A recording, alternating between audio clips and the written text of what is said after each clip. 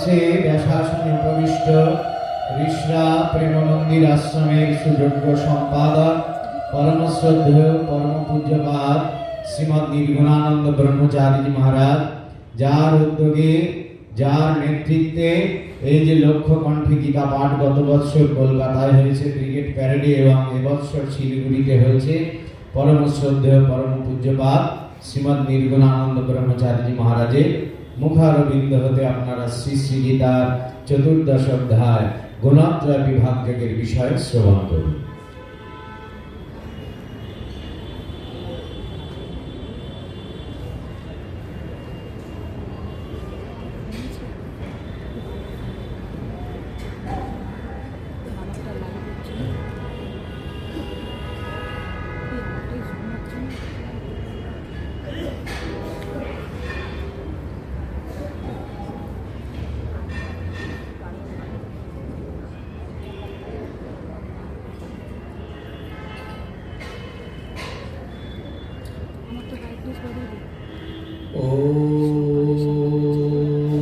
मूकं करोति वाचालं पङ्गुं लङ्घयते गिरिं यत्कृपातमहं वन्दे परमानन्दमाधवम्। वसुदेवसुतं देवं कंसचाणूरमर्दनं देवकी परमानन्दं कृष्णं वन्दे जगद्गुरुम्। स्निग्धं हास्यं वदनकमले लोचने प्रेमदीप्तिः भाले ज्योतिशिरसि च जटाजूटचूडाभिषङ्गा। नित्यं यस्य स्फुरति हृदये शुद्ध वात्सल्यधारा बालानन्दो भुरि विजयते वैद्यनाथ स्वरूपः। गुरुर्ब्रह्मा गुरुर्विष्णु गुरुर्देव महेश्वर गुरु साक्षात् परं ब्रह्म तस्मै श्री गुरवे नमः।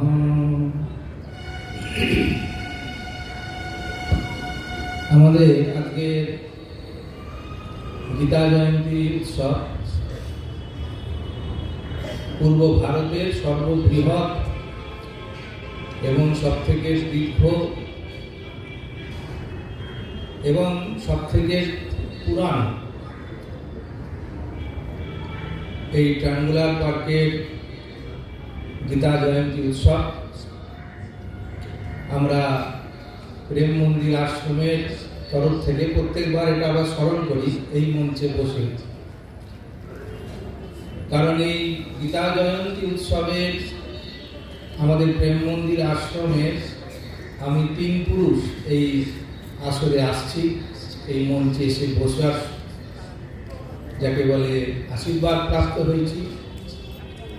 পরম পূজ্যপাদ ব্রহ্মলীন প্রেম মন্দির আশ্রমের প্রতিষ্ঠাতা আচার্য সচল বৈদ্যনাথ শ্রী শ্রী বালানন্দ ব্রহ্মচারী মহারাজের মন্ত্র শিষ্য শ্রীমৎ তারানন্দ ব্রহ্মচারীজি মহারাজ এই উৎসবে আসতেন, শুধু নয় এসে উনি থাকতেন, পার্থসারথীর পূজা পরিচালনা করা ইত্যাদি করতেন। তার পরবর্তীকালে আমার গুরু মহারাজজি শ্রীমৎ দেবানন্দ ব্রহ্মচারীজি মহারাজ, তিনিও তার দীর্ঘদিন ধরে প্রায় 35 বছর এসেছেন এই মঞ্চে গীতার ব্যাখ্যা করতে। সেই সূত্র ধরে আমার এখানে আসা, সেই জন্যে এটা ব্যাসপীঠ, গুরুপীঠ, তাকে সাষ্টাঙ্গ প্রণাম জানাই। পরম পূজ্যপাদ ব্রহ্মলীন শ্রী শ্রী দেবানন্দ সরস্বতীজি মহারাজ, তার শ্রীচরণে দণ্ডবৎ প্রণাম নিবেদন করি। গুরু কৃপা গুরুদেবের অন্তর্ধানের পরেতেও প্রবাহিত হয়, এটা যে সত্য সেটাই উৎসবে এলে বোঝা যায়। একই রকমের আয়োজন, একই রকমের বিগ্রহ, পূজা, উৎসব, সবই যে গুরু কৃপায় সম্ভব, এটা আমরা প্রত্যেকবারে আসি আর ভাবি আর দেখি, ভালো লাগছে। আজকে গীতা জয়ন্তী উৎসবের সূচনা কালের পর থেকে একের পর এক অধ্যায়, প্রত্যেক দিন সাধ্যায় এবং প্রবচনের হতে হতে আজকে 14 অধ্যায় এসে উপনীত হয়েছে। গত দিন আপনারা ক্ষেত্রজ্ঞ বিভাগ যোগ 13 অধ্যায় এর বিষয়ে সবিস্তর আলোচনা শ্রবণ করেছেন। আজকে 14 অধ্যায়ে, যে কারণে 14 অধ্যায়ে ভগবান নিজেই শুরু করলেন, এখানে অর্জুনের একটি প্রশ্ন আছে অধ্যায়ে, সেটা একটু ভেতরে গিয়ে ভগবান তার পূর্ব অধ্যায় অর্থাৎ ক্ষেত্র এবং ক্ষেত্রজ্ঞ বিষয়ক বক্তব্য রাখতে গিয়ে কিছু কথা এই অধ্যায়ের সূচনাতে শুরু করলেন। তার কারণ একটা সংশয়কে নিরসন করবার জন্য। সংশয়টা কি না, 13 অধ্যায় ভগবান বলছেন যে যা কিছু স্থাবর জঙ্গম পদার্থ জগতে উৎপন্ন হয়, সে সমস্তই ক্ষেত্র ক্ষেত্রজ্ঞ সংযোগেই হয়ে থাকে। ক্ষেত্র ক্ষেত্রজ্ঞ সংযোগা 27 নম্বর শ্লোকে পূর্ব অধ্যায় ভগবান এই কথাটি বলেছেন। ওনার এই বক্তব্যের উপরে কিছু প্রশ্ন উঠতে পারে।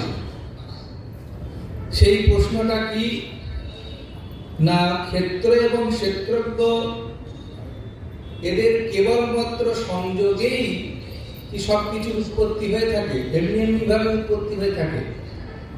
এর মধ্যে ঈশ্বরের অস্তিত্ব আছে না নেই?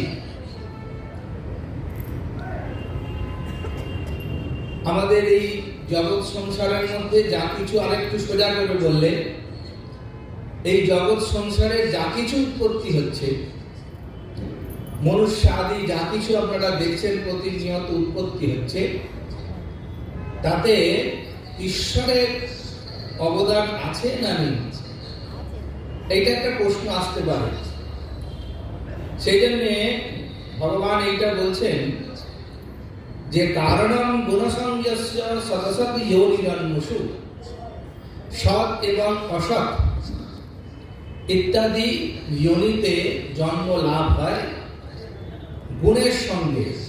কিরম গুণ? অর্থাৎ মায়া, যে সত্যগুণ, রজগুণ এবং তমগুণ, এই সকলই হচ্ছে জন্মের কারণ।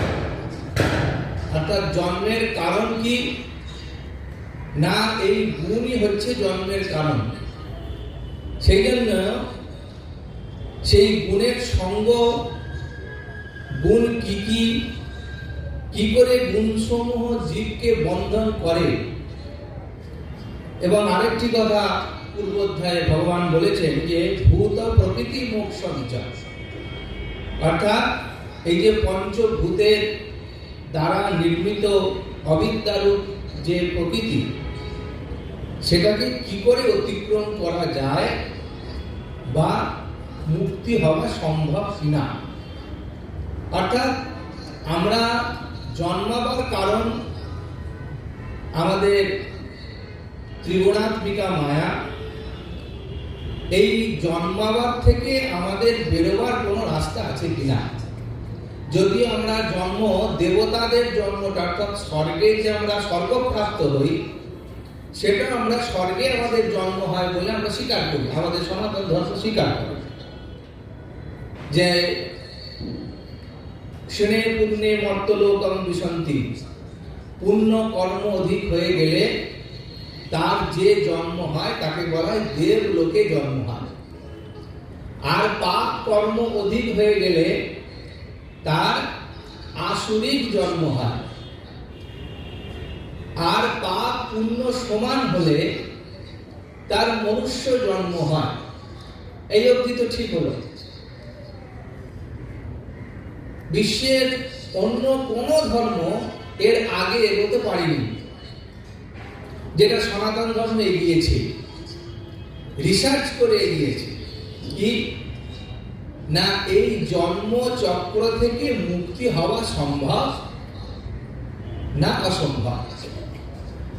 আমরা এই জন্মের পারে যেতে পারি, মানে পুনরপি জননম পুনরপি মরণম পুনরপি জননী জঠরে শয়নম, এই বারবার বিভিন্ন যে জন্মের মধ্যে আসছি যাচ্ছি, এর থেকে বাইরে যাওয়া যায় না যায় না? এই প্রশ্নের উত্তর সনাতন ধর্ম দিয়েছে। এক বাক্যে বললে হবে, হ্যাঁ যাওয়া যায়। কি করে যাওয়া যায় সেইটাই হচ্ছে এই অধ্যায়ে তার আভাস আমরা পাবো। সেই জন্য এই অধ্যায়ে আমরা যখন শুরু হচ্ছে তখন ভগবান বলছেন, পরম ভূয়া প্রবক্ষ্যামি জ্ঞানানাম জ্ঞানমুত্তমম যদ জ্ঞাত্বা মুনয়ঃ সর্বে পরাং সিদ্ধি মতো গতাঃ। প্রথম শ্লোকেই বলে দিলেন ভগবান যে আমি এখন যে কথাটা বলতে যাব সেই কথাটার মধ্যে, সেই কথাটা শ্রবণ করলে বা সেই অবস্থার কথা যেটা বলবো সেটা যদি কেউ প্রাপ্ত হতে পারে, লাভ করতে পারে, তাহলে পরে যজ্ঞাত্মা, যাকে জানলে পরে কি হবে না, পরাং সিদ্ধি মাতা মিতোগতা, অর্থাৎ তার সেই পরম সিদ্ধি লাভ হবে। পরম সিদ্ধিটা কি না, জন্ম মৃত্যু চক্রের পারে সে চলে যাবে। সেটা কেমন, তাকেই বলা হচ্ছে মুক্তি। মুক্তি মানে যেখানে আর কোনোদিন ফিরে আসে না, তার নাম হচ্ছে মুক্তি। আমরা সাধারণ মানুষ কেউ মারা গেলে বলি মরে গেল, বা অনেক সময় একটু মরা শব্দটাকে উচ্চ করে বলি তিনি চলে গেলেন। গেলেন মানে কোথায় গেলেন? যাওয়ার তো একটা জায়গা আছে। এই যে গেলেন শব্দটা দিয়ে আমরা আরেকটা কোনো লোকের কথা বা আরেকটা তার কোনো গন্তব্য স্থানে যাওয়ার কথা উচ্চভাবে কিন্তু আমরা বলেই ফেলি, জানি আর না জানি কোথায় গেল, কিন্তু বলি চলে গেলেন। এই যে চলে গেলেন, ভগবান বলছেন যে এই জ্ঞানকে জানলে আর চলে যাওয়াটাই থাকবে না, কোথাও যাওয়ার বিষয় নেই। সে যাওয়া যদি যায় তার মানে তাকে আবার ফিরেও আসতে হবে। যে যাবে সে তো আবার ফিরেও আসবে। আপনারা বেড়াতে যান, বাড়িতে তালা ভালো করে এঁটে যান, কেননা ওই বাড়িতে আবার পুনরায় ফিরে আসবেন বলে। সেরকম আমরা সারা জীবনে যা শুভ অশুভ কর্ম করি, মৃত্যুর সময় সেগুলো সব তালা এঁটে দিয়ে চলে যাই। পুনরায় যখন জন্ম হবে আবার সেই বাস্ক প্যান্টরা খুলে ভালো মন্দ যা কিছু আছে সেগুলো আবার ভোগ করবো বলে। এই হচ্ছে আমাদের যাওয়া এবং আসা। ভগবান বলছেন না, যে যাবে সে আর আসবে না। আরেকটু এগিয়ে বললেন, ইদম জ্ঞানম উপাসৃত্য মম সাধর্ম্যমাগতাঃ স্বর্গেপি নোপজায়ন্তে প্রলয়ে ন ব্যতন্তি চ। আরো একটু খুলে বলে দিলেন ভগবান এই যাওয়াটা কেমন। সে যে এটাকে জানতে পারলে তার যে সিদ্ধি প্রাপ্ত হবে, সিদ্ধি লাভ করবে, সিদ্ধি মিতোমতা গতা।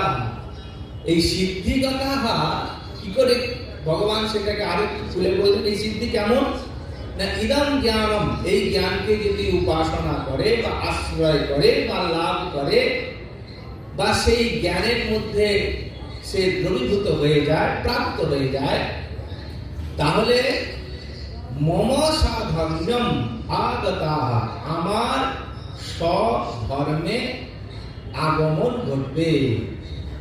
এখানে আমি বলতে কে ভগবান বলছেন আমি হচ্ছি সেই অখণ্ড সচ্চিদানন্দ স্বরূপ পরমাত্মা। সর্বভূতে নিবাস করেন যিনি সেই পরমাত্মা, তার যা যা স্বভাব, যা যা গুণ, যা যা বিষয়, তার মধ্যে তিনি অবস্থান করবেন।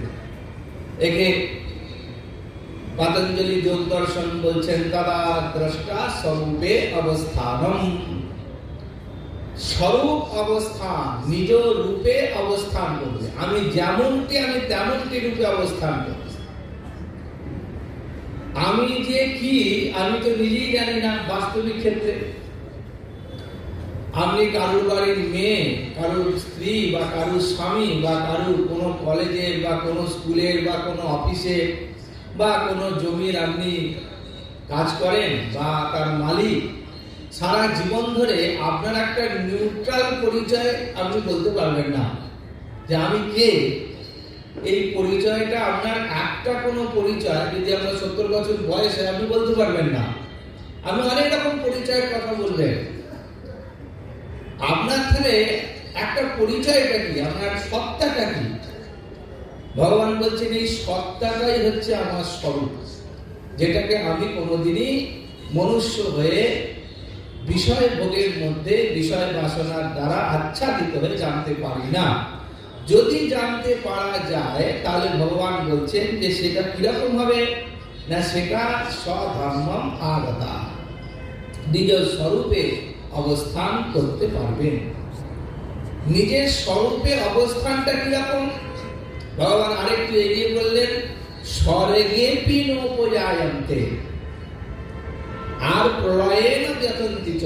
সে আমাদের সাধারণভাবে একটা কামনা থাকে যে আমরা মৃত্যু এই জন্মে যা হয়েছে হয়েছে, যা পেয়েছি পাইনি, কিন্তু মৃত্যুর পর যেন আমাদের স্বর্গ প্রাপ্তি হয়, এটা আমাদের একটা ঐকান্তিক ইচ্ছা।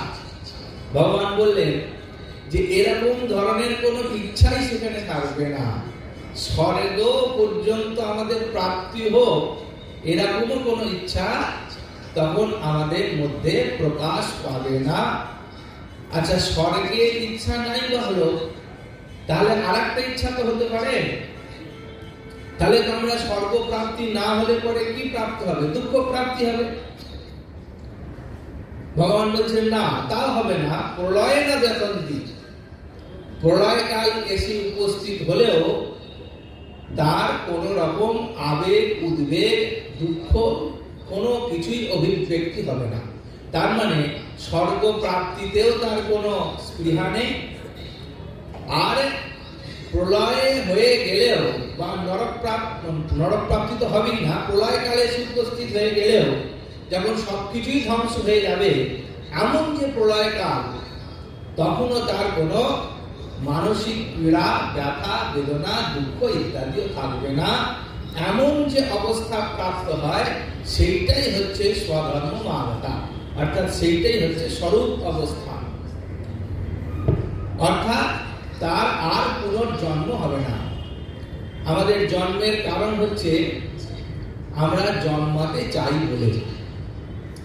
আমরা সারা জীবন ধরে একটা ইচ্ছাকে নিয়ে বেড়াই, সেই ইচ্ছাটা সম্পূর্ণ হয়ে গেলে আর এক ইচ্ছার জন্ম হয়, আর ইচ্ছাটাই আমাদের বাঁচিয়ে রাখে। আমরা বেঁচে থাকি কেন? আমাদের বাঁচার ইচ্ছা আছে। আচ্ছা, আমাদের বাঁচার ইচ্ছা হয় কেন? না আরো সংসারটাকে ভোগ করব বলে। আচ্ছা, তুমি ভোগের জিনিস যেটা তুমি চাইছো সেটা কি তোমার কাছে আছে? না, আমার কাছে নেই, পেতেও তো পারি, সেই জন্য বেঁচে আছে। এই পেতেও তো পারি যে মনের মধ্যে ইচ্ছা, এর নামই বাসনা। এই বাসনায় আমাদের জন্মে মানে বাঁচিয়ে রাখে, বাঁচার ইচ্ছাকে রাখে এবং মৃত্যুর থেকে আমাদের দূরে রাখে। আর মৃত্যু প্রাপ্ত হলে আমাদের দুঃখ একটাই হয় যে যা ইচ্ছা ভোগ বাসনার ছিল সেটা এই দেহটাকে কেন্দ্র করে আমি সম্পূর্ণ করতে পারিনি।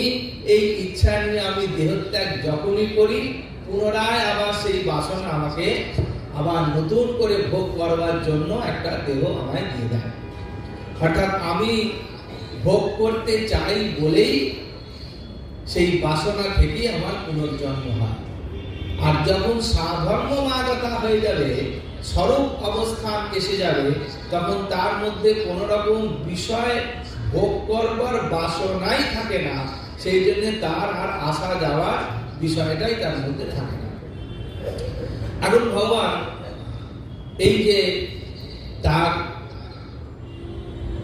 যেভাবে আমরা এই জগৎ সংসারটাকে চিনি, জগৎ সংসারটা কিভাবে এলো, সেই বিষয়ে সংক্ষিপ্ত আকারে ভগবান তার বিষয়টি উপস্থাপন করছেন। বলছেন, মম যোনি মহৎ ব্রহ্ম তস্মিন গর্ভং দদাম্যহম সম্ভব সর্বভূতানাম ততো ভবতি ভারত। বলছেন ভগবান এখানে কি বলছেন, যে মম যোনি মহৎ, অর্থাৎ বেদান্ত শাস্ত্র একটা জিনিস স্বীকার করে যে মায়া কখনোই ব্রহ্ম থেকে পৃথক হতে পারে না। কোনো কিছুই, তার মানে দৃষ্ট অদৃষ্ট যা কিছু রয়েছে, কোনো কিছুই ব্রহ্ম থেকে আলাদা বস্তু কিছু নয়। নাহলে বলতো না সর্বম কল্পিতম ব্রহ্ম, সব কিছুই ব্রহ্ম। এখন ব্রহ্ম যে, তার থেকে এই যে জগৎ আমরা দেখতে পাচ্ছি বা জগতের যেভাবে প্রকাশ হচ্ছে, কিভাবে প্রকাশ হয়, ভগবান বললেন আমারই সেই মহৎ ব্রহ্ম, তাতে কি করি, তস্মিন গর্ভং দধাম্যহম, আমি সেই মায়া রূপ যে আমার ব্রহ্মের যে প্রকৃতি সত্তা, মায়া সত্তা, সেখানেই আমি গর্ভাধান করে থাকি। আর সম্ভব সর্বভূতানাম, সেইখান থেকেই সমস্ত ভূত জগতের উৎপত্তি হয়, তত ভবতি ভারত। অর্জুনকে উপলক্ষ করে বলছে, একই ব্যক্তি, একই ব্রহ্ম, সাধারণভাবে একটা জন্মের কারণ একটা নারী শরীর আর একটা পুরুষ শরীর হয়ে থাকে। সমস্ত প্রকৃতির ভেতরে একই নিয়ম রয়েছে। এখানে একই ব্যক্তি, যার যিনি গর্ভাধান করছেন আর যিনি গর্ভ ধারণ করছেন, একই ব্যক্তি, তিনি বলছেন আমি গর্ভাধান করছি আর আমি গর্ভ ধারণ করছি। কিভাবে না, একটা সত্তাকে কেন্দ্র করে। যেমন একটা ধরুন শিল্পী একটা খুব সুন্দর ছবি এঁকেছে, যে ছবিগুলো এঁকেছে, যে শিল্পীটা ছবি আঁকছে তার ভেতরে এই ছবিটার আগে জন্ম হয়ে গেছে, কিন্তু তার ভেতরের এই শিল্প সত্তাটা যেটা জন্ম লাভ করেছে, সেটাকে প্রকাশ করবে কি করে? তখন সে বললে কিছু একটা কাগজ নিয়ে এসো, কিছু রং নিয়ে এসো, আমি দেখো আমার ভেতরে সেই যেটা আমার ভেতরে রয়েছে তাকে আমি প্রকাশ করিয়ে দেব। তাই তার ভেতরের যে ছবিটা ফুটে আছে সেটা কেউ দেখতে পেল না। যখনই কাগজ পেন এসে গেল, তখনই আঁকার পরে আমরা সবাই দেখতে পাচ্ছি সে যে ছবিটা ভেতরে কল্পনা করেছিল সেটা বাইরে চলে গেল। সেরকম স্ব-ইচ্ছাতে বেদান্ত বলছেন তিনি ইচ্ছা প্রকাশ করেছিলেন। স্ব-ইচ্ছাতে বহুধা বহুশ্চয়ম, আমি বহু হব, এইটা তার ভেতরের একটা ইচ্ছা ছিল। সেই ইচ্ছাটাই মায়ার সঙ্গে সংযুক্ত প্রকৃতির, অর্থাৎ এই কাগজ পেনের মতন প্রকৃতি, সেই প্রকৃতি সম্পর্কে আমরা বিশদভাবে যাব। সেই প্রকৃতিটা কি, তার মধ্যে যেন তিনি লেপন করে দিয়েছেন বা লিখে দিয়েছেন বা এঁকে দিয়েছেন, আর সেটাই প্রকাশমান জগৎ সংসার নির্মাণ হয়ে গেছে। আর কি বলছেন, সর্ব যোনিষু কৌন্তেয় মূর্তয়া সম্ভবন্তি যাহা তাসাং ব্রহ্ম মহৎ যোনি রহং বীজপ্রদ পিতা। এই যে আগে এই শ্লোকটা তো বলে যে আমি সেই বীজপ্রদ পিতা। যেরকম সমস্ত সর্বযোনিষু মানে এখানে দেব, গন্ধর্ব, যক্ষ, অসুর, রাক্ষস, ভূত, প্রেত, পিশাচ যা কিছু আছে সৃষ্ট, মানে সৃষ্ট হয়েছে। কিছু আমরা সৃষ্টকে দেখতে পাই, কিছু দেখতে পাই না, কিন্তু তাদের আমরা স্বীকার করি। এমন যে সমস্ত সৃষ্টি। হে কৌন্তে অকুন্তি নন্দন মূর্তয়াহা, অর্থাৎ প্রকাশ যা হচ্ছে, সম্ভবন্তি যাহা বহু বচনে প্রযুক্ত হয়েছে, যাহা যাহা সম্ভবন্তি বহুবচন প্রকাশিত হয়েছে, তাসা সেই সমস্ত কিছু, সেই মহৎ রূপ যে ব্রহ্মের শক্তি, অর্থাৎ ব্রহ্মের প্রকাশমান শক্তি, সেখানেই আমি বিজয়প্রদ পিতা, অর্থাৎ আমারই কল্পনা। যেমন শিল্পীর কল্পনা বাস্তবায়িত হলো, সেরকম ব্রহ্মেরই রূপের কল্পনা এই প্রকৃতির মধ্যে সে বাস্তবায়িত হলো বা দৃশ্যমান হলো বা প্রকাশ পেল। এই প্রকৃতি কি না সত্ত্বং রজস্তম ইতি গুণা প্রকৃতি সম্ভবাঃ নিবর্ধন্তি মহাবাহো দেহি দেহি নমঃ। এই প্রকৃতি তিনটে গুণকে আশ্রয় করে থাকে। তিনটি গুণ কি কি? ভগবান বললেন সত্ত্ব, রাজস আর তামস, তম। সত্ত্ব, রজ আর তম, এই তিনটে গুণ কি হয় না প্রকৃতি সম্ভবাঃ। প্রকৃতি বলতে যা বোঝায়, প্রকৃতির থেকে উৎপন্ন যা কিছু বোঝায়, সব কিছুই তিন গুণকে আশ্রয় করেই বর্তমান আছে। আর তার থেকেই দেহি অর্থাৎ দেহ সমস্ত কিছু প্রকাশ হচ্ছে। তত্র সত্ত্বং নির্মলত্বাৎ প্রকাশক মনাময়ম সুখ সঙ্গেন বদনাতি জ্ঞান সঙ্গেন চানঘ। এবার ভগবান বিস্তারিত ভাবে এই সত্য, রজ এবং তম, এই তিনটে গুণ, এটার জন্য অধ্যায়টা বিশেষভাবে নাম দেওয়া হয়েছে গুণত্রয় বিভাগ, একদম ভাগ করে দেওয়া হয়েছে। সত্যগুণ কাকে বলে, রজগুণ কাকে বলে, তমগুণ কাকে বলে, সত্যগুণের ফলে কি হয়, রজগুণের ফলে কি হয়, তমগুণের ফলে কি হয়, প্রত্যেকটা আলাদা আলাদা প্রশ্নের উত্তর ভগবান দিয়েছেন, যাতে আমাদের মনে এই গুণ সম্পর্কে আসতে পারে। প্রথমে ওই জন্য ভগবান এ সম্পর্কে বলছেন যে তত্র সত্ত্বং নির্মলত্বা, সত্যগুণ কেমন, সত্যগুণ সম্পর্কে বলছেন নির্মলত্বা। নির্মল, নির্মল মানে মল রহিত। মল রহিত মানে আমাদের এই জগৎ সংসারের মধ্যে আমরা যে বিচলিত হয়ে যাই, দৃশ্য অদৃশ্য বস্তুর দর্শন বা চিন্তন মননে আমরা যে বিচরণ এসে যায়, সবকিছু যা কিছু হয় এর থেকে বিচলন রহিত, অর্থাৎ যে শান্ত অবস্থার মধ্যে থাকে তাকে বলছে সত্য স্বভাব। সেই সত্ত্বং নির্মলত্বাৎ প্রকাশকম অনাময়ম, অর্থাৎ এই প্রকাশ তিনি সত্য রূপে যেটি প্রকাশিত হয় সেটি কি বলছে নিরুপদ্রব, অর্থাৎ তার থেকে কোন রকম উপদ্রবের উৎপত্তি হয় না। অর্থাৎ এই সত্য গুণ আশ্রয় করলে তার মধ্যে না তো আবেগ আসে, না তো উদ্বেগ আসে, না তো শোক আসে, না তো দুঃখ আসে। তার মানে শোক, দুঃখ, উদ্বেগ, আবেগ বর্জিত, এমন যে সে কেমন নির্মল, শান্ত, আনন্দ স্বরূপ, সুখ স্বরূপ। সেই জন্য বলছেন সুখ সঙ্গে না। সেটা কিরকম? কেবল মাত্র সুখ প্রাপ্ত হয়। সত্য গুণ কাউকে আশ্রয় করলে সে সদা সদা সর্বদাই, যতক্ষণ তার মধ্যে সত্য গুণ বর্তমান থাকবে ততক্ষণ সে সুখ অনুভব করবে। অর্থাৎ আমাদের জীবনও আমরা দেখি যে আমাদের তো একভাবে জীবন যায় না। আমরা কোনো না কোনো সময় ধরুন দান করছেন বা কোনো না কোনো সময় কোনো নিষ্কাম ভাবে কোনো কর্ম করছেন, করে একটা আনন্দ পাচ্ছেন। যা কিছু করে আপনি একটা ভেতরে আনন্দ উপভোগ করবেন, সেটাই হচ্ছে সত্য স্বভাবজাত সুখ প্রাপ্তি। আপনি কেউ কেউ দেখুন ভোরবেলা উঠছেন, 3টের সময় উঠেন, সন্ধ্যা বন্দনা আদি করেন, ভগবানের নাম জপ করেন, দীর্ঘদিন করে যাচ্ছেন। তাই যদি জিজ্ঞেস করুন, আচ্ছা আপনি তো এত বছর ধরে ভোরবেলা উঠছেন, নাম জপ করছেন, ধ্যান ধারণা করছেন, আপনি তাহলে ভগবানকে তো পেয়ে যাওয়ার কথা আপনার।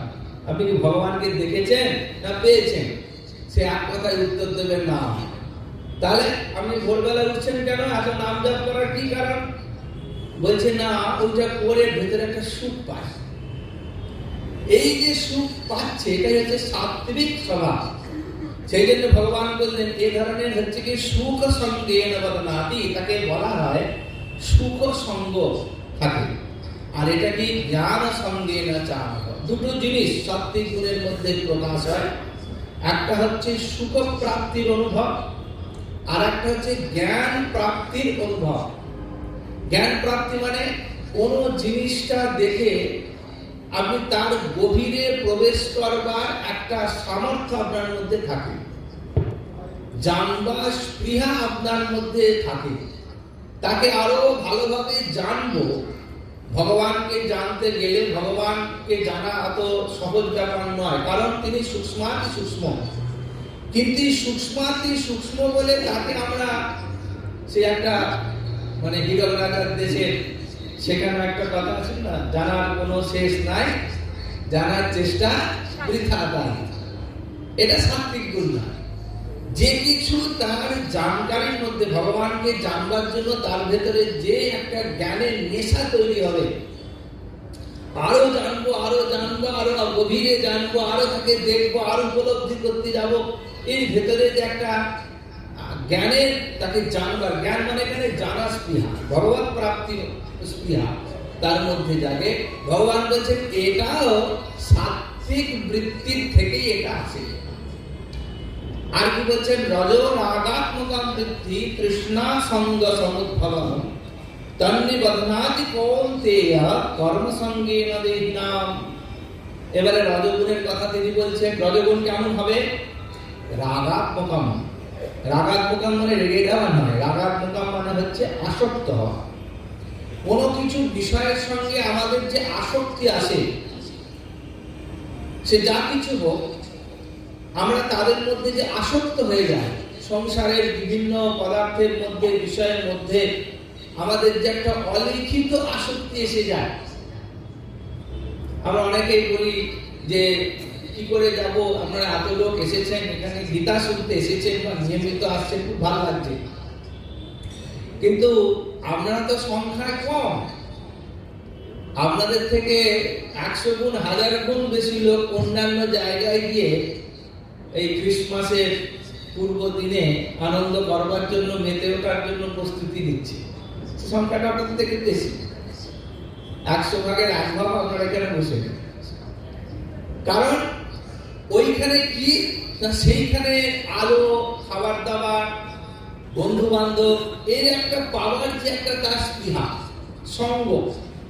ভগবান এটা বলেন এই ধরনের সঙ্গ প্রাপ্তির যে নেশা লাগে তাকে বলা হয় রজ গুণ সম্পন্ন ব্যক্তি। আর কি সব সময় এদের মধ্যে রজগুণ প্রাপ্তি হলে তৃষ্ণা।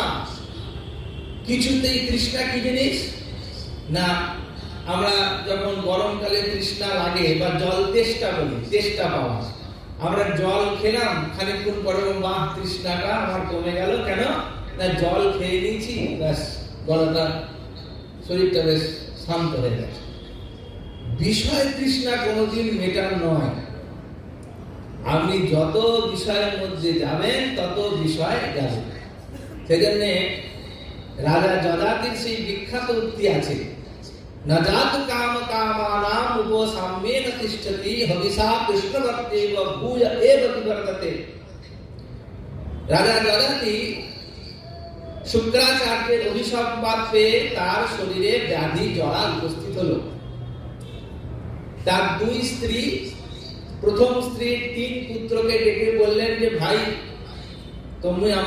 তোমরা আমার পুত্র, আমার ছেলে, তো আমার একটা আজ্ঞা পালন করবে। কি আজ্ঞা না, আমার এখনো ভোগের খুব স্পৃহা আছে, তা আমি জড়াগ্রস্ত শরীর নিয়ে সেই ভোগ করতে পারবো না, তাই তোমরা আমার জড়াকে কিছুদিনের জন্য নেবে, তাতে আমি আরো ভোগ করব, তারপরে আমার ভোগ স্পৃহা চলে গেলে জড়াটা তোমার থেকে আমি নিয়ে নেব।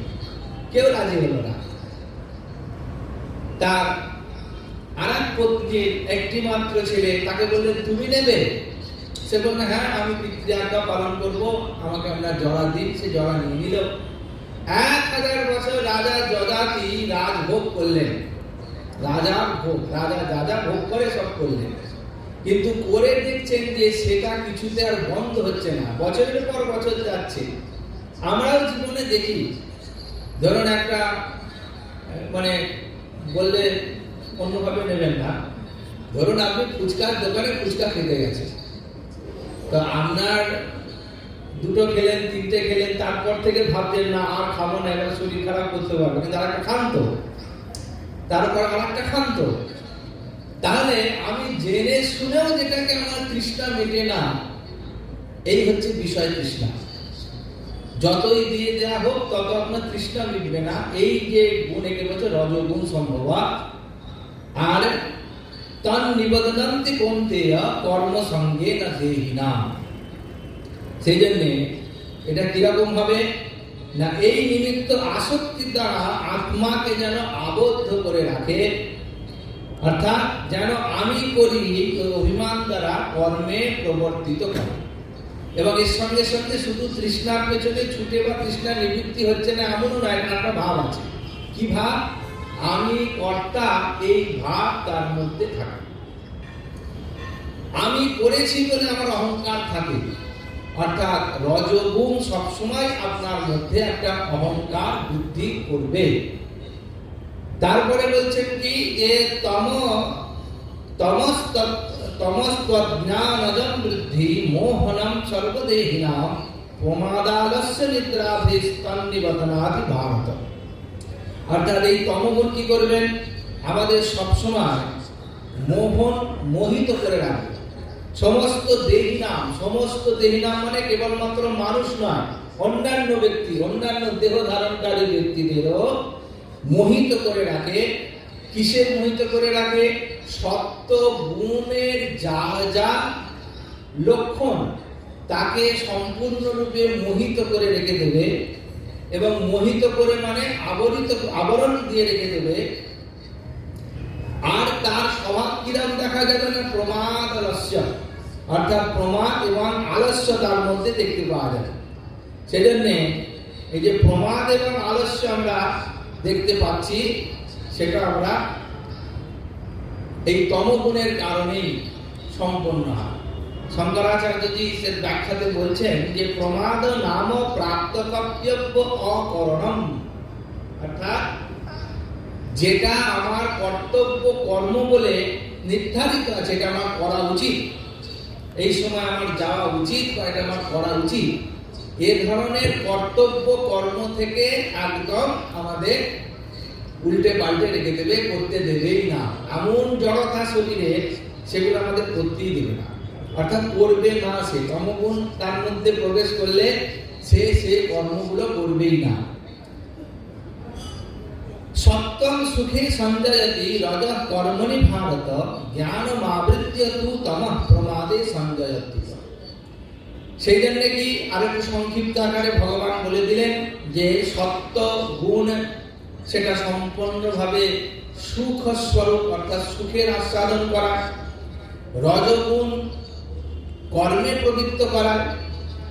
আর তমগুণ জ্ঞানম আবৃত্য, অর্থাৎ সত্য গুণের যে জ্ঞান আমাদের ভেতরে আছে তাকে আবৃত্ত করে আমাদের প্রমাদ, সেই জন্যে সেই প্রমাদ করিয়ে দেবে। অর্থাৎ প্রমাদ মানে আগেই বললাম আমাদের কর্তব্য কর্ম থেকে চ্যুত করে দেবে। এইবারে ভগবান একটা হিসেব দিচ্ছেন। কিরম হিসেব?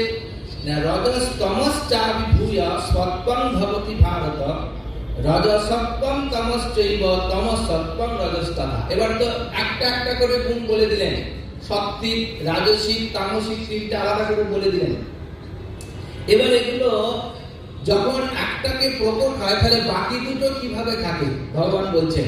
যদি ধরো কারোর মধ্যে রজস তমস চাবিভূয় সত্ত্বং ভবতি, হে ভারত, অর্জুনকে উপলক্ষ করে বলছেন কারোর মধ্যে যদি সাত্ত্বিক গুণ থাকে, বৃদ্ধি থাকে, তার মানে এমন নয় যে তার মধ্যে রজগুণ আর তমগুণ নেই, চলে গেছে, এমনটি নয়। কিন্তু রজগুণ এবং তমগুণকে অভিভূত করে সাত্বিক গুণ বৃদ্ধিপ্রাপ্ত হবে। আমরা আমাদের জীবনে দেখেছি বা আপনারাও দেখেছেন, সাত্বিক গুণকে যদি শরীরের মধ্যে বা মনের মধ্যে বিকাশ করতে হয়, অনেক লড়াই করতে হয়, অনেক লড়াই করতে হয়। সেই যে লড়াইটা কার সঙ্গে আপনি করছেন? আপনার বাড়ির লোকের সঙ্গে করছেন না অফিসের সঙ্গে করছেন? আপনি আপনার সঙ্গে লড়ছেন। আপনি তাহলে কার সঙ্গে লড়ছেন? আপনি রজগুণ এবং তমগুণের সঙ্গে লড়ছেন, লড়ে আপনার সাত্বিক গুণ বাড়াচ্ছেন। আমরা যখন সন্ধ্যা উপরাগ সংস্কার হলো বাড়িতে, ছোটবেলায় আমাদের বলে দেওয়া হলো 1 বছর মাছ মাংস খাওয়া যাবে না। মাছের ওপর লোভ তো খুব ছিল, মাংসের না থাকলেও, কিন্তু ওই একটা নিয়ম করে দিয়ে তাকে ত্রিসন্ধ্যা করতে হবে, তাকে নিরামিষ আহার করতে হবে, এই সমস্ত খাওয়া চলবে না। যেখানেই থাকবো সন্ধ্যাবেলায় ঘুরতে গিয়ে সন্ধ্যা উপাসনা করতে হবে, 3 বার গায়ত্রী জপ করতে হবে। এই সমস্ত কিছু দিয়ে তার মধ্যে কিসের বৃদ্ধি করানো হবে? সত্যগুণের বৃদ্ধি করানো হবে। সেই জন্যে আমার সেইগুলোকে অর্থাৎ তমগুণ এবং রজগুণকে অনেক কষ্টে সেগুলোকে চেপে রেখে আমাদের সাত্বিক গুণের বিকাশ হবে। এটা তো একটা পদ্ধতিগত, কিন্তু কারোর মধ্যে যদি স্বাভাবিকভাবেই সাত্বিক গুণের বিকাশ হয়, সেটাও ভগবান বলবেন পরে যে কিভাবে স্বাভাবিকভাবেই সাত্বিক গুণের বিকাশ হয়, তখন স্বাভাবিকভাবে রজগুণ এবং তমগুণ তার মধ্যে থেকে চলে যাবে।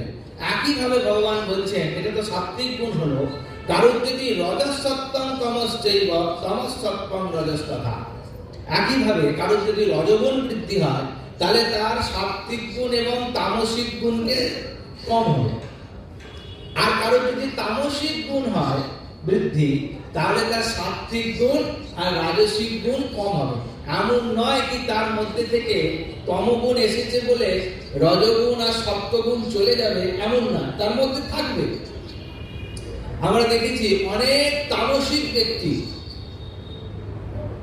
তামসিকতার চূড়ান্ত ব্যক্তি হঠাৎ নিরুদ্দেশ হয়ে গেল, কিছু বছর পরে দেখলাম সে একটা তপস্বীর বেশে আমাদের সামনে উপস্থিত হলো। যদি চিরকালের তামসিক বৃত্তি সম্পন্ন হতো, তার মধ্যে যদি কণামাত্র সাত্বিক গুণের না থাকতো, তাহলে সে সাত্বিক গুণটা এলো কোত্থেকে?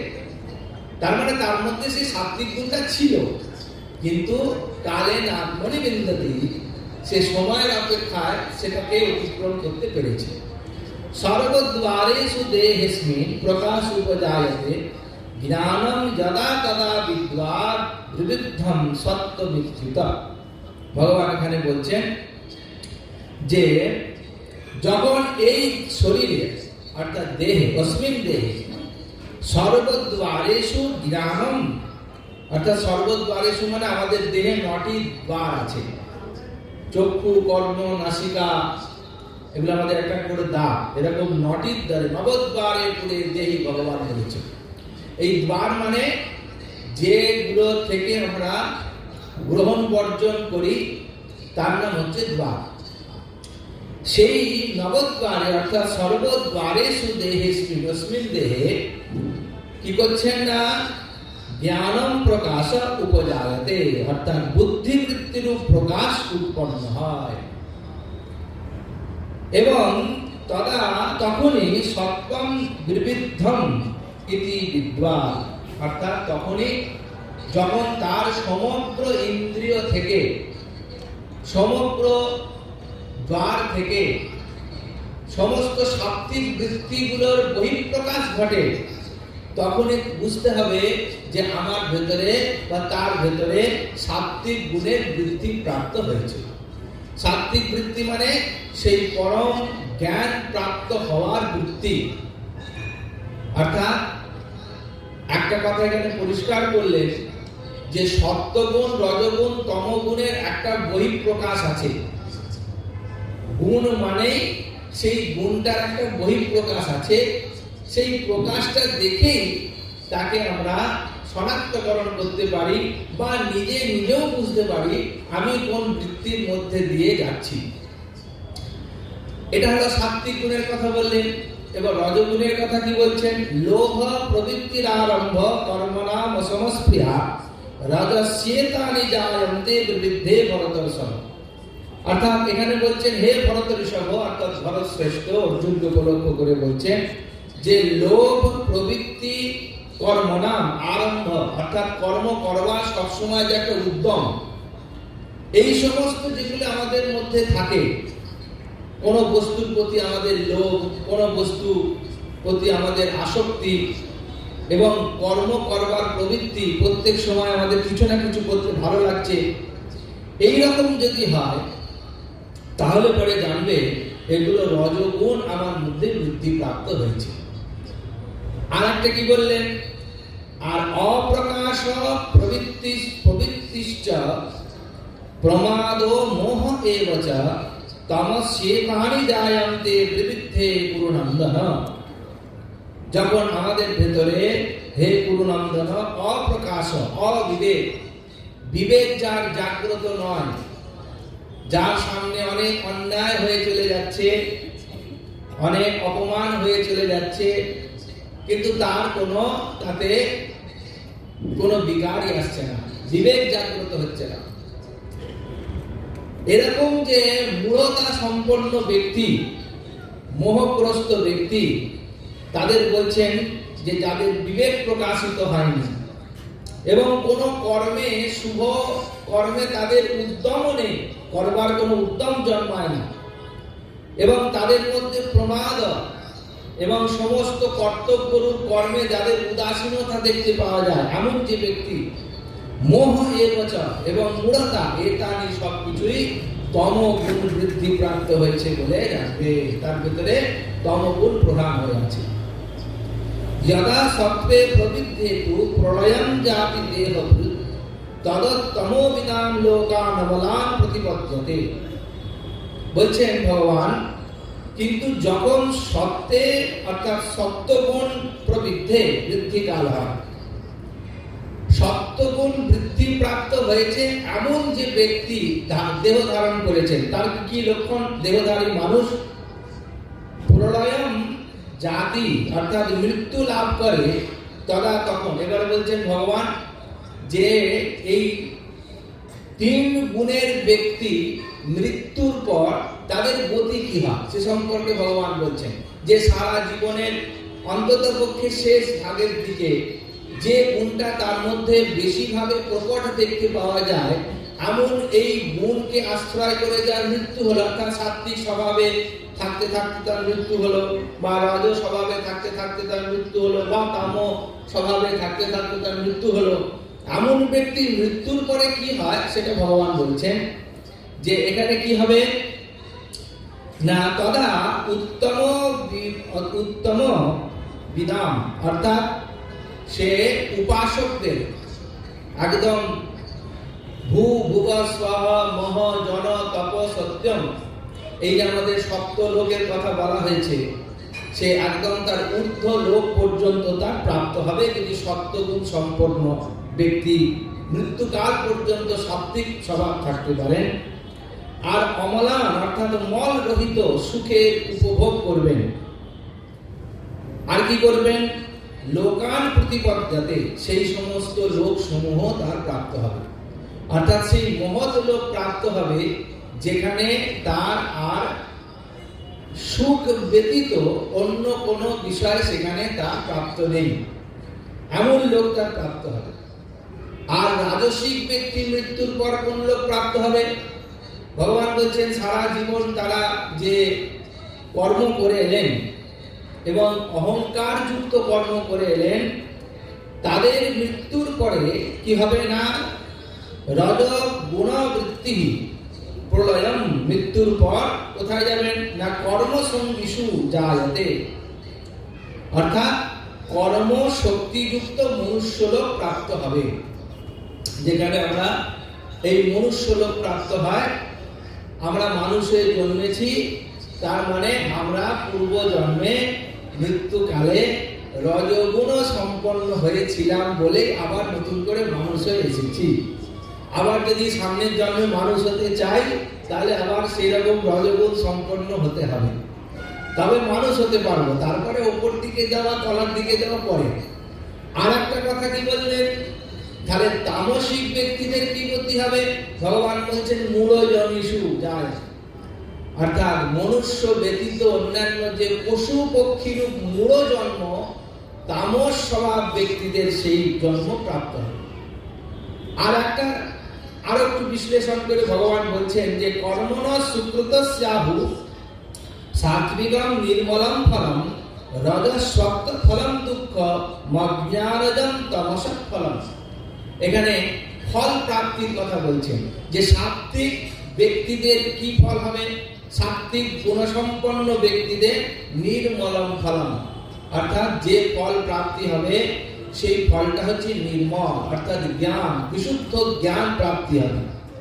আর একটু এগিয়ে বলতে গেলে তাদের ব্রহ্মজ্ঞানও প্রাপ্ত হয়ে যেতে পারবে। আর কি বললেন যে সত্যগুণের কি ফল? না দুঃখম, সত্যগুণের ফল হচ্ছে দুঃখম, তার মানে রজগুণের ফল হচ্ছে দুঃখম, রজস। এই দুঃখটা কি?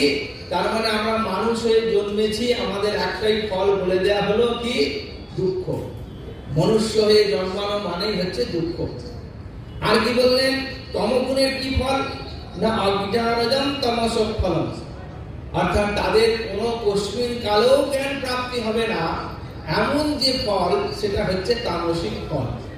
যেমন অন্যান্য মনুষ্য ব্যতীত ব্যক্তি জন্ম থেকে মৃত্যু পর্যন্ত তাদের জীবন চর্চা দেখবেন একই রকম ভাবে প্রবাহিত হয়, কারণ তাদের জ্ঞান ওই জন্মজনিত জ্ঞানই আছে, অন্য কোনো জ্ঞান তাদের মধ্যে আসবে না। সত্ত্বাৎ সঞ্জয়তি জ্ঞানম রজস লোভ এব চ প্রমাদ মোহং তমসো ভবতো জ্ঞানমেব চ। সত্য গুণ থেকে কি হবে? সত্য গুণের ফলে তার জ্ঞান লাভ হবে, সঞ্জয়তে জ্ঞানম। রজস লোভ এব চ, অর্থাৎ কারুর যদি, ভগবান বলছেন যে যার খুব জ্ঞান অর্জন করবার ইচ্ছা আছে, বা যে ব্যক্তি অনেক জ্ঞানকে ধারণ করে রাখতে পারেন, এমন ব্যক্তিকে দেখলে বুঝবে সে সাত্বিক ব্যক্তি। আর এই জ্ঞানটা কেবলমাত্র জাগতিক জ্ঞানের কথা ভগবান বলছেন না, জ্ঞান মানে ব্রহ্মত্বের যে জ্ঞান, ব্রহ্ম প্রাপ্তি, ব্রহ্ম বিষয়ক জ্ঞান, ভগবত বিষয়ক জ্ঞানের কথা বলছেন। আর রাজসিক ব্যক্তিকে দেখলে কি হবে না? তার ক্রমশ লোভ বর্ধিত হয়, অর্থাৎ যার মধ্যে লোভ বর্তমান আছে। আমরা নিজেদের পরীক্ষা করব। ভগবান গীতাটা বলেছেন অর্জুনকে না আমি, আপনি, আমরা সবাই অর্জুন। আমাদের জন্য ভগবান গীতা বলেছেন, যার জন্য গীতা এখনো প্রাসঙ্গিক। সেই জন্য ভগবান বলছেন যে রাজসিক ব্যক্তিদের যার মধ্যে লোভ বৃদ্ধি হয়ে আছে, তেমন ব্যক্তি হচ্ছে রজগুণ সম্পন্ন। আর প্রমাদ মোহং তমস, যাদের মধ্যে প্রমাদ, মোহ ইত্যাদি রয়েছে, তারা হচ্ছেন তামসিক বৃত্তি সম্পন্ন। অজ্ঞানমেব চ, তাদের মধ্যে সে অজ্ঞানী বর্তমান। এখন এই তিন ধরনের গুণের ব্যক্তির গতি কি? ভগবান বলছেন ঊর্ধ্বং গচ্ছন্তি সত্ত্বস্থা, এদের ঊর্ধ্বগতি সম্পন্ন হয়, ওপর দিকে তারা যায়। আর মধ্যে তিষ্ঠন্তি তামসাহা, যারা মাঝ বরাবর থাকে সে হচ্ছে মধ্যে তিষ্ঠন্তি রাজসাহা, মধ্যে যারা থাকেন তারা হচ্ছে রাজসিক ব্যক্তি। যেমন আমরা মানুষ বলিয়ে দেওয়া হলো, আমাদের মধ্যে যে লোভ আদি রয়েছে, আমরা হচ্ছে মধ্যে রয়েছি।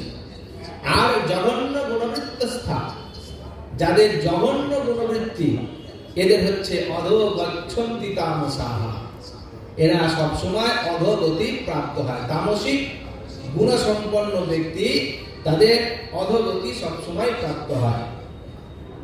ভগবান বলছেন নান্যম গুণেভ্য কর্তারম যদা দ্রষ্টানুপশ্যতি গুণেভ্যশ্চ পরাং পেত্তি মদ্ভাবম সোধিগচ্ছতি।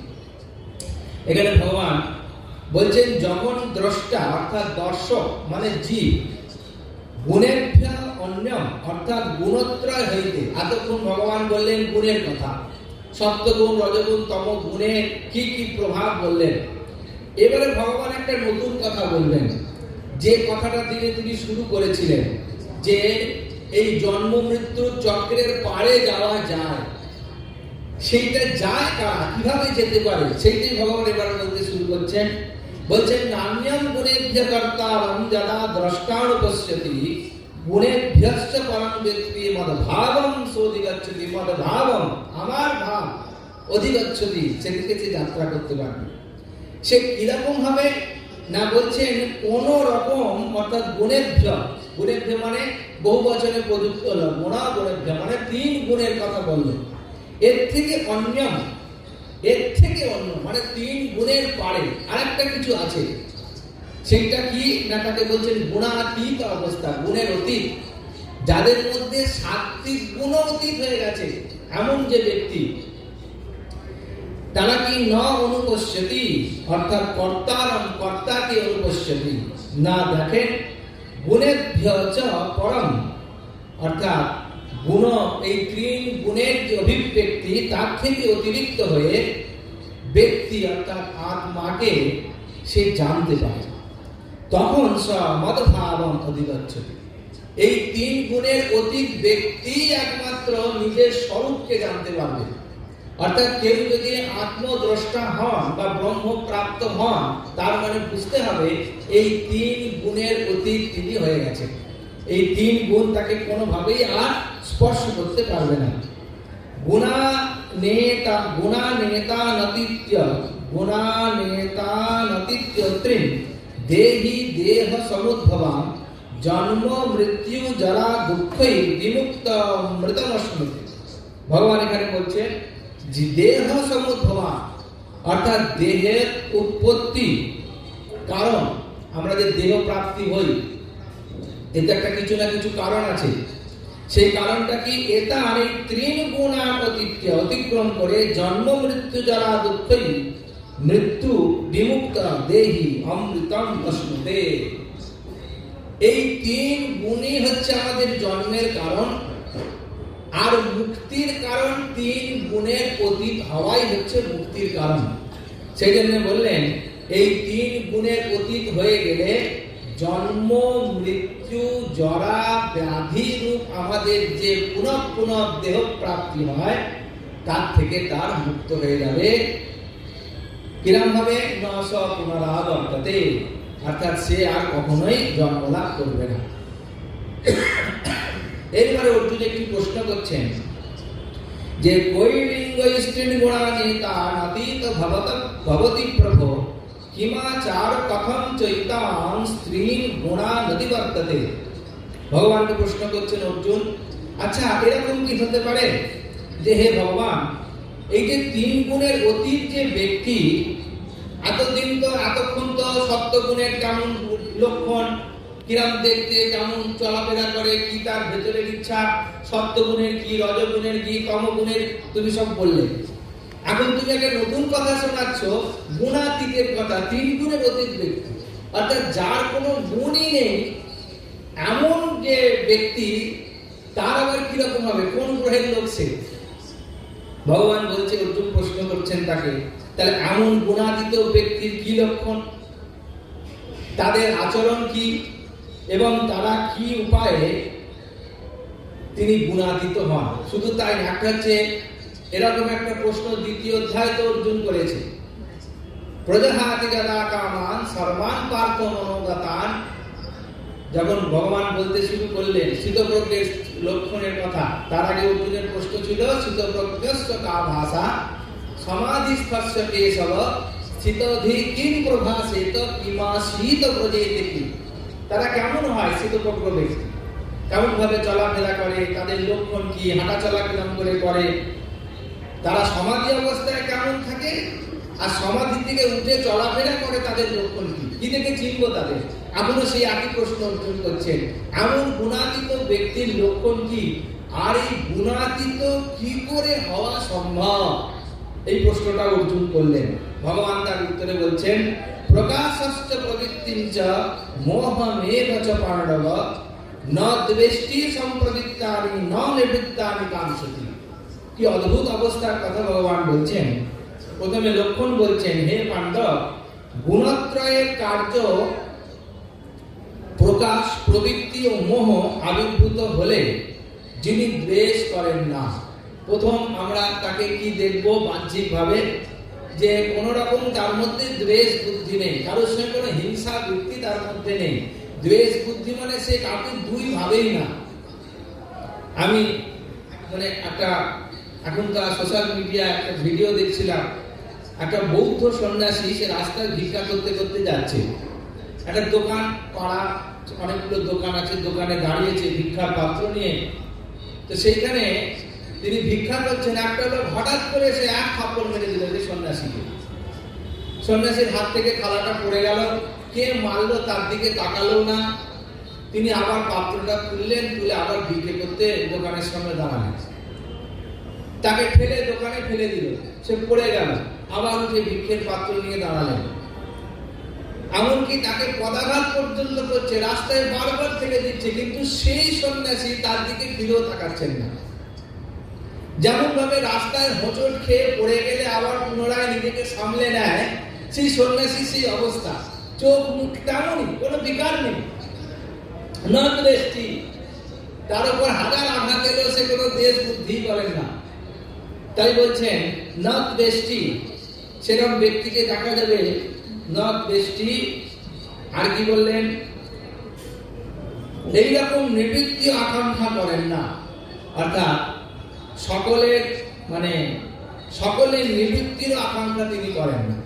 মানে কোনো কিছু যে পাবো কি পাবো না, আমার যেটা আছে সেটা নিবৃত্তি হয়ে যাক, এমন কিছু মানে আরম্ভ নেই, তাই শেষের আর ইচ্ছা নেই, এমন যে ব্যক্তি। আর কি কি হতে পারে, তখন বলছেন উদাসীন বদাসীন গুণৈর ইয়ো ন বিচল্যতে গুণা বর্তন্তে ইতি এবং ইয়ো বতিষ্ঠতি নিম্নতে।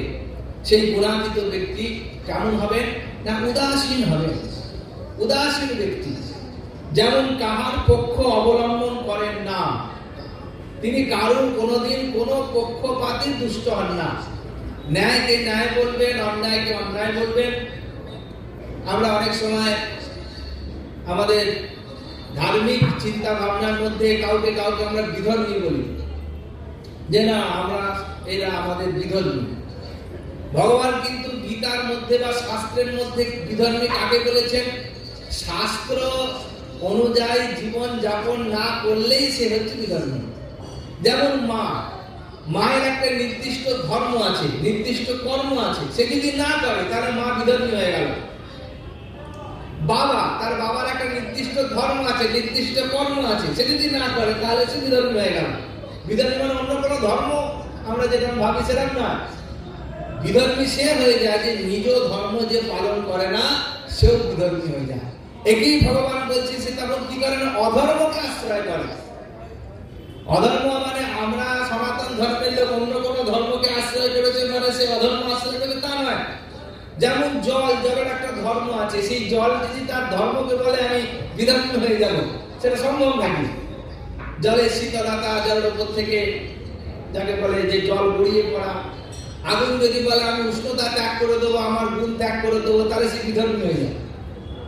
সেরকম প্রত্যেকে যে যে অবস্থার মধ্যে আছে, সেরকম সেই অবস্থার মধ্যে থেকে ধর্মকে পালন করে চলাটাই হচ্ছে স্বধর্ম। আর সেই গুণাতীত ব্যক্তি না তো কাউকে কোনো পক্ষপাতে থাকেন, এরকম গুণকার্যের দ্বারা আত্মস্বরূপ দর্শন রূপ অবস্থা থেকে বিচ্যুত হন না। এমন যা কিছু ঘটনা ঘটে যায়, প্রলয়কালে সে উপস্থিত এসে গেলেও তিনি তার থেকে কখনোই বিচ্যুত হন না, আত্মস্বভাব থেকে বিচ্যুত হন না, এবং সমস্ত গুণে প্রবৃত্ত এইরূপ জেনে সব কিছুই তার জ্ঞান অবিচল ভাবে তার মধ্যে বর্তমান থাকে, অর্থাৎ সে সদা সর্বদাই সে আত্মস্বরূপে অবস্থান করে। আর কি দেখতে পাওয়া যায় তার মধ্যে, ভগবান বলছেন সম সুখ দুঃখ, সম দুঃখ সুখ স্বস্থ, সমলোষ্টাস্ম কাঞ্চনা, তুল্য প্রিয়া প্রিয় ধীর, তুল্য নিন্দাত্ম সংস্কৃতি। এমন ব্যক্তি সুখ দুঃখে সমান অবস্থায় থাকে। সুখ প্রাপ্তি হলেও আমাদের মতো হাততালি দিয়ে উচ্ছ্বাস করবেন না, আর দুঃখ পেলেও চোখের জলে ভেসে যাবেন না। সর্বদা যে সমান অবস্থায় থাকে, এমন ব্যক্তি হচ্ছেন সেই গুণাতীত ব্যক্তি।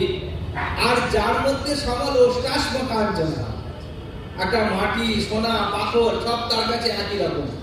তৈলঙ্গ স্বামী কথা আপনারা জানেন, কাশীর সচল শিব। তৈলঙ্গ স্বামী একদিন গলির মধ্যে দিয়ে বেনারসের গলি আর তার দশাশরী শরীর ঢুকে পড়েছেন গলির মধ্যে।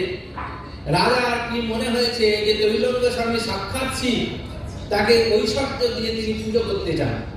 তো খুঁজতে খুঁজতে খুঁজতে খুঁজতে তৈলঙ্গ স্বামীটা গলির মধ্যে দেখতে পেয়েছেন।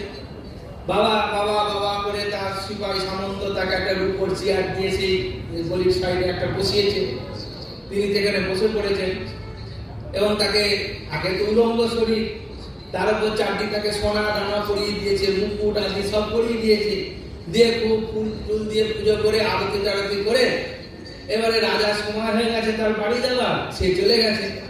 তৈলঙ্গ স্বামীকে বসিয়ে দিয়েছে, বসেছিলেন, যখন দেখলেন আর কেউ কিছু বলছে না, সবাই চলে গেছে, তিনি তখন আবার সেই সোনা উলঙ্গ তার উপরে সোনা টানা পরে তিনি আবার সেই নড়তে নড়তে রাস্তা দিয়ে যাচ্ছেন। স্বাভাবিকভাবে হাঁটতে টলতে টলতে হাঁটতেন যাচ্ছে নির্বিকার। একটা চোর পিছু নিয়েছে, চোর পিছু নিয়ে তখন সেও খানিক দূর অন্ধকারের মধ্যে দেখছে কেউ কোথাও নেই, বাবা বাবা বাবা করে আবার তাকে দাঁড় করিয়ে আবার একটা রকে বসিয়ে দিয়েছে, বসে পড়েছে। চোর বলছেন, বাবা আমি খুব গরিব, আমাকে গয়নাগুলো দিয়ে দিন। কিছুই বলছে না, যখন তাতেও কিছু বলছেন না, চোর করেছে গয়নাগুলো সব খুলে নিয়েছে, খুলে একটা কুণ্ডলি করে নিয়ে চলে যাচ্ছে। চলে গেল, খানিকক্ষণ পরে দেখলেন আর কেউ কিছু বলছে না, আবার তৈলঙ্গ স্বামী উঠে দাঁড়িয়ে আবার চলতে চলতে রাস্তা দিয়ে চলেছে। রাজা খবর পেয়েছেন যে চোরে গয়না চুরি করে নিয়েছে, চোর ধরাও পড়েছে। এখন তৈলঙ্গ স্বামীর কাছে সেই চোরকে মারতে মারতে নিয়ে এসেছেন রাজা, যে বাবা এই আপনার গয়না চুরি করেছে না, একবার দেখে বলুন তো। উনি তো ফাল ফাল করে চেয়ে আছেন, কোনো উত্তর নেই, বিকার নেই। আর চোরকে ক্রমাগত মেরে যাচ্ছে, যখন খুব মারছে, চোরের খুব আত্মরাগ হচ্ছে, তখন তৈলঙ্গ স্বামীর ভেতরে যতই হোক একটু মরেছে। ধরে তখন জিজ্ঞেস করছে, ওকে মারছো কেন? বলছেন যে বাবা আপনি বলুন, এই আপনার সব গয়না চুরি করেছে। তখন তৈলঙ্গ স্বামী বলছেন, দিল কে আর নিল কে? দিলই বা কে, নিলই বা কে? এই যে সমস্ত অবস্থার মধ্যে যে বিকার রহিত, প্রাপ্তি গেলেও কোনো বিকার নেই, চলে গেলেও কোনো বিকার নেই। আমরা হলে পরে কত কান্নাকাটি করবো কিনা। আজকাল ব্যাংক থেকে খুব টাকা চুরি হচ্ছে, সাবধানে থাকবে। চলে যাচ্ছে, আর প্রায় ফোন আসছে, এই এক সপ্তাহের মধ্যে আশ্রমে দুজন ফোন করলে একজনের 3 লাখ টাকা চুরি হয়ে গেছে ব্যাংক থেকে, একজনের 50,000 টাকা চুরি হয়ে গেছে ব্যাংক থেকে, আর কান্নাকাটি শুরু করে দিচ্ছে। তার মানে আর সেই গুণাতীত ব্যক্তি সেই লক্ষণ, সমদষ্টাস্ম কাঞ্চনা তুল্য প্রিয়া প্রিয় ধীর অস্তুল্য নিন্দাত্ম সংস্কৃতি, তার মধ্যে কারো কোনো তুলনা নেই। ধীর স্বভাব ব্যক্তি, কারো নিন্দা কোনোদিন করে না, কারো স্তুতিও কোনোদিন করেন না। মানাক মানয় স্তুল্য স্তুল্য মিত্র রিপক্ষয় সর্বারম্ভ পরিত্যাগী গুণাতীত উচ্চতে। ভগবান একদম ডেফিনেশন দিয়ে দিলেন, সংজ্ঞা দিয়ে দিলেন গুণাতীত লোক কেমন হবে। বলছেন সমস্ত মান অপমান থেকে, কোন রকমের যার কোনো মিত্র নেই, যার কোনো শত্রু নেই, যার মানও নেই, যার অপমান বোধ নেই, আর সবচেয়ে বড় কথা সর্বারম্ভ পরিত্যাগী। আপনি কালকে সকালবেলায় চা করবেন বলে আজকে রাত্রিবেলায় রান্নাঘর গুছিয়ে রাখেন, তাই কি না? আপনার দিনটাই শুরু হবে একটা সংকল্প দিয়ে, আরম্ভ করব দিনটা কি করে। এমন ব্যক্তির কথা ভগবান বলছেন যার কোনো সংকল্পই নেই, কালকে কি শুরু হবে, এরপরে কি হবে, কখন হবে, তার গোছানো নেই আর গুছানো নয়। সে হলে হলো, না হলে না হলো। তাহলে কি মাঞ্চ ব্যভিচারে না ভক্তি যোগে না সেবতে সগুণান সমতি তৈতাম ব্রহ্ম ভূয়ায় কল্পতে। এবার ভগবান বলছেন অর্জুনের দ্বিতীয় যে প্রশ্নটা ছিল, কি উপায় তিনি গুণান্বিত হন, এই উত্তরটা দিচ্ছেন যে অব্যভিচারিণী ভক্তির কথা ভগবান এখানে এই অধ্যায়ের শেষে এসে উল্লেখ করলেন যে অব্যভিচারিণী ভক্তির দ্বারা, ভগবানের সেবার দ্বারা সেই গুণান সমতীতাম, সেই গুণ থেকে অতীত হতে পারে। সবচেয়ে বড় কথা হচ্ছে সাত্বিক গুণসম্পন্ন হয়ে যাবার পরেও তাকে অহংকার শূন্য হয়ে ভগবানের কাছে গুণাতীত হবার ইচ্ছা প্রকাশ করতে হবে। এইটা তার মধ্যে শুধু সাত্বিক গুণের সংকল্প থাকবে। আর ভগবত সেবা, ভগবত কথা শ্রবণ, এখানে আচার্যরা অনেক চুলচেরা বিশ্লেষণ করে বলছেন যে সকল সাকার ব্রহ্মের উপাসনার কথা এখানে আসছে। এই যে আমরা মূর্তি আদি পূজা করছি, কৃষ্ণের পূজা করছি, কালীর পূজা করছি, রামের পূজা করছি, নাম জপ করছি, সৎসঙ্গ করছি, যা কিছু করছি, এতে ভগবান পাওয়া যাবে না। আমরা ভগবান পাওয়ার রাস্তাটা দেখতে পাওয়া যাবে। এর মধ্যে থেকে আমাদের সেই অবস্থার মধ্যে পৌঁছানো সম্ভব হবে। সেই জন্য বলছেন সগুণ সাকার ব্রহ্মের উপাসনায় করুক আর নির্গুণ নিরাকার ব্রহ্মের উপাসনায় করুক, যাই করুক, সমতীতাম ব্রহ্মণ হি প্রতিষ্ঠা অহম অমৃতস্য অব্যয়স্য চ। সমস্ত কিছু থেকে অতীত। এখানে জন্য খুব সুন্দর শেষের দিকটা বলছেন যে অমৃত কি না, অমৃতস্য কি না, যে ব্রহ্ম বিনাশ শূন্য, বিনাশ শূন্য যে ব্রহ্ম তাকে বলা হচ্ছে সেই অমৃত। আর কি বলছেন যে অব্যয়স্য, মানে সেই যে ব্রহ্মের কোনো বিকার নেই, সেই বিকার রহিত অব্যয় ব্রহ্ম। আর যার শাশ্বত, অর্থাৎ যার কোনোদিন ক্ষয় প্রাপ্তি হয় না, এমন যে ব্রহ্ম, শাশ্বত ব্রহ্ম, তাকে তিনি আর জ্ঞান ও নিষ্ঠারূপ যে ধর্ম, সেইটি সে লাভ করে ব্রহ্ম ভূয়ায়, অর্থাৎ সে ব্রহ্মৈব ব্রহ্মবিদ ভবতি, অর্থাৎ সেই ব্রহ্মত্ব প্রাপ্ত হয়। সেই জন্যে এখানে সেই ব্রহ্ম প্রাপ্তি মানে সেই নির্গুণ নিরাকার ব্রহ্মকেই প্রাপ্তি হবে। অর্থাৎ সেই ব্রহ্ম সগুণ সাকার হোক, নির্গুণ নিরাকার হোক, যাই হোক, তার ফল একটাই, সে ব্রহ্ম ভূয়ায় কল্পতে, সে ব্রহ্মই হয়ে যাবে। ওই জন্য উপনিষদ বলছেন ব্রহ্মবিদ ব্রহ্মৈব ভবতি, ব্রহ্মকে জানলে পরে সে ব্রহ্মই হয়ে যায়, আর কিছু না। শ্রীকৃষ্ণার্পণমস্তু। ইতি শ্রী মহাভারতে শতসাহস্রাম সংহিতায়াম বৈয়াসিক্যাম ভীষ্মপর্বণি শ্রীমদ্ ভগবদ গীতা উপনিষৎসু ব্রহ্ম বিদ্যায়াম যোগশাস্ত্রে শ্রীকৃষ্ণার্জুন সংবাদে গুণত্রয় বিভাগ যোগ নম চতুর্দশ অধ্যায়। নমো ব্রহ্মণ্য দেবায় গো ব্রাহ্মণ হিতায় চ জগদ্ধিতায় কৃষ্ণায় গোবিন্দায় নমো নমঃ। গুরুর ব্রহ্মা গুরুর বিষ্ণু গুরুর্দেব মহেশ্বর গুরু সাক্ষাৎ পরম ব্রহ্ম তস্मै শ্রী গুরবে নমঃ। বলো সচ্চিদানন্দ ভগবান কি।